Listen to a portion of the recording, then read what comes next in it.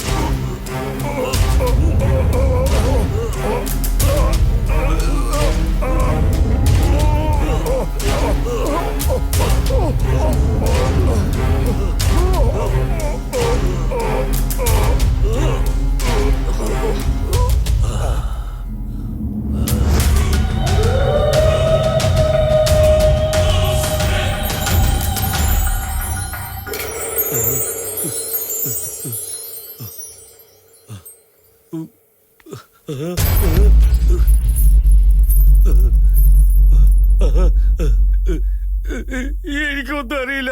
ഇയാൾ എന്റെ കഴുത്ത് ഞെരിച്ച് കൊല്ലാൻ വന്നപ്പോ ഞാൻ ഇയാളെ കഴുത്ത് പിടിച്ച് അമർത്തി. അല്ലാതെ ഞാനൊന്നും ചെയ്തിട്ടില്ല. എന്നോട് ക്ഷമിക്കണേ. അറിയാതെ ചെയ്തു പോയതാ. എന്നോട് ക്ഷമിക്കണേ.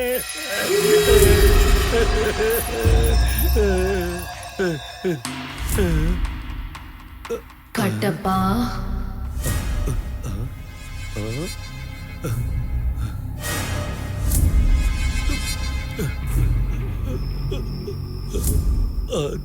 അതെ കട്ടപ്പാ, ഇത് ഞാൻ തന്നെയാ. കസ്തൂരി മഹാൽ എന്റേതാണ്. എന്റെ ശബ്ദം നിനക്ക് മനസ്സിലായോ കട്ടപ്പാ? എന്നെ ഒന്നും ചെയ്യല്ലേ. ഞാൻ അറിയാതെ എന്തൊക്കെയോ പറഞ്ഞു പോയതാണ്. ദയവ് ചെയ്ത് എന്നെ ഒന്നും ചെയ്യല്ലേ. എന്റെ വീട്ടേക്ക് ഞാൻ കാല് പിടിച്ച് ക്ഷമ ചോദിക്കാം. നീ എന്തു പറഞ്ഞാലും ഞാൻ ചെയ്യാം. ഞാൻ പറയുന്നത് അതേപോലെ ചെയ്യുന്നോണ്ട് നിന്നെ എനിക്ക് കൊല്ലേണ്ട ആവശ്യമില്ലല്ലോ. അതെ, കൊല്ലാൻ പാടില്ല. നിങ്ങൾ എനിക്ക് വേണ്ടി ഒരുപാട് സഹായം ചെയ്തു. അതിന് പകരമായിട്ട് ഞാൻ നിങ്ങൾക്ക് ഒരുപാട് പണം തന്നു. ഇപ്പൊ തന്നെ ഈ നാട് വിട്ട് നീ ഇങ്ങോട്ടെങ്കിലും പോകുന്നതിന് മുമ്പ് ഒരു സഹായം കൂടി ചെയ്യണം. എന്ത് വേണമെങ്കിലും ചെയ്യാൻ, വേഗം പറ. അവരെല്ലാവരും കസ്തൂരി മഹാലിലേക്ക് വരണം. നീ വിഷമിക്കണ്ട, എല്ലാരെയും വിളിച്ചോണ്ട് വരാം. അമ്മ സത്യം ഞാൻ വിളിച്ചോണ്ട് വരാം.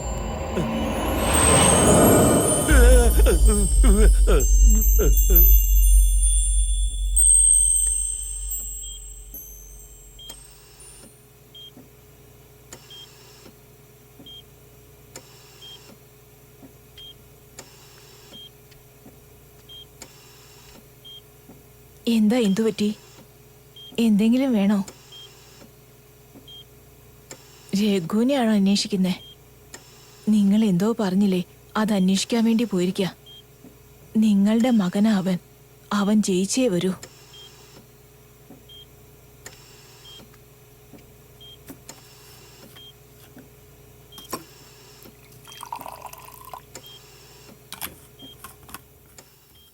ശാസ്ത്രി,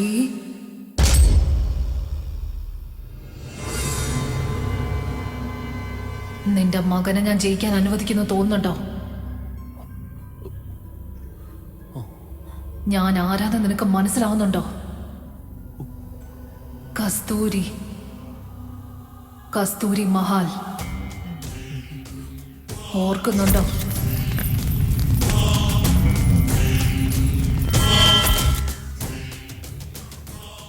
ഞാൻ നിന്നെ കൊല്ലില്ല ശാസ്ത്രി. ജീവിതകാലം മുഴുവനും നീ കിടപ്പിലായിരിക്കും. ഒന്ന് അനങ്ങാൻ പോലും പറ്റാണ്ട്, മിണ്ടാൻ പോലും പറ്റാണ്ട്. എന്നെ എങ്ങനെ ആ പുസ്തകത്തിൽ നീ തളച്ചിട്ടോ അതുപോലെ തന്നെ നീ കിടക്കും. എന്നെ നീ എന്റെ ആദിത്യയിൽ നിന്നും എന്നേക്കുമായി അകറ്റുകയും ചെയ്തു. അതിനുള്ള ശിക്ഷ നീ അനുഭവിച്ചേ തീരൂ. ഇപ്പൊ അനുഭവിക്കാൻ തുടങ്ങിയിട്ടുമുണ്ട്. നിന്റെ മകൻ ഇനി തിരിച്ചു വരില്ല.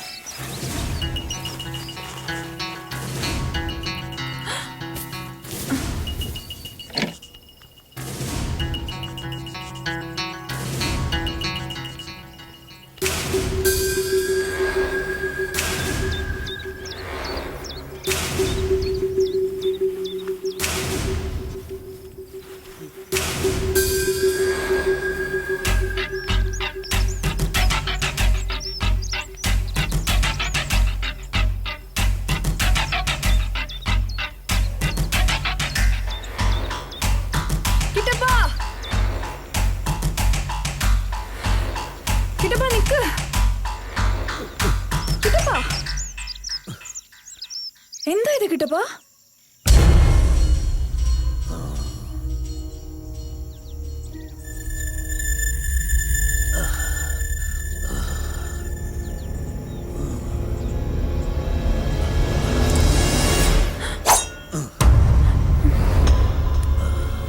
എന്തിനാ കത്തിയെടുത്ത്?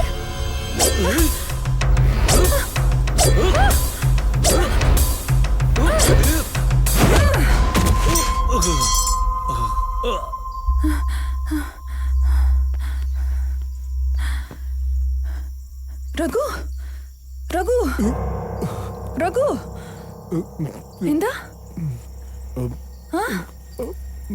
എന്താ? പേജ് നമ്പർ പേജ് നമ്പർ പറ. പേജ് പറ. എന്താ പറ? രഘു, രഘു. ജ്യോതി,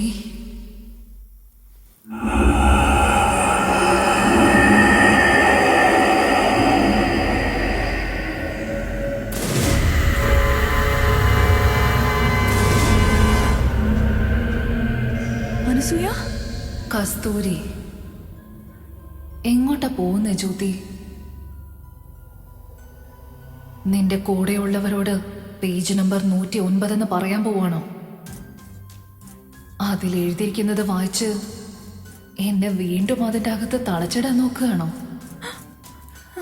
പല വർഷങ്ങൾക്ക് മുമ്പ് ഇവന്റെ അച്ഛൻ ചെയ്തതുപോലെ